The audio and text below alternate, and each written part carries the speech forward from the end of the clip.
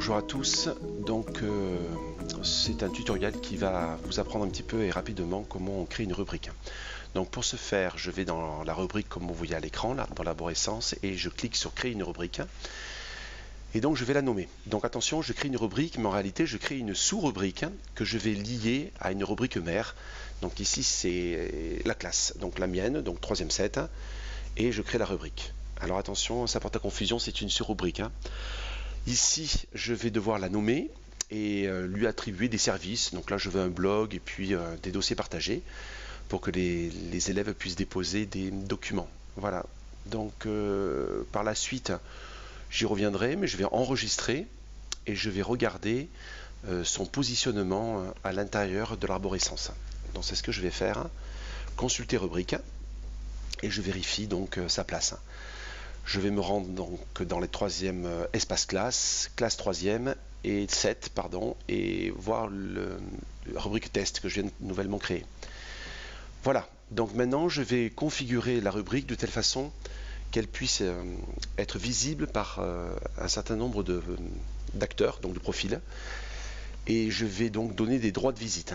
Alors, je regarde bien que les enseignants de la 3e set puissent être gestionnaires pour modifier, donc je ne le touche pas. Les élèves sont rédacteurs, les parents sont uniquement visiteurs, ils ne peuvent pas inférer dessus.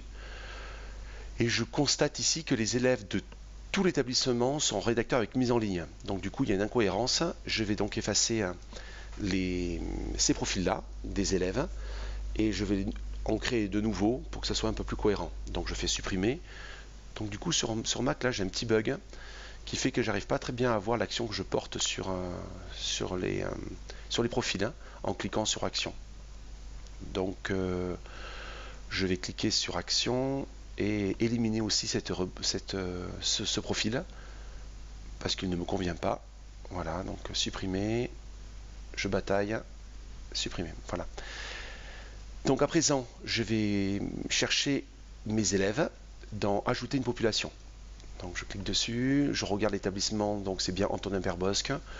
Je veux que ce soit des élèves avec un profil rédacteur avec mise en ligne. Donc je voudrais que ce soit Antonin Perbosque. Je l'efface, ne me demandez pas pourquoi. J'ai cliqué dessus, mais je vais le remettre. Donc il y a d'autres établissements, je vise le nôtre. Voilà, je valide. Et ensuite je vais aller dans groupe pour aller chercher mes élèves de la classe. Je recible Antonin Perbosque. Groupes pédagogiques qui sont créés automatiquement en début d'année, et ici classe, et je vais cibler sur ma 3e set. Voilà.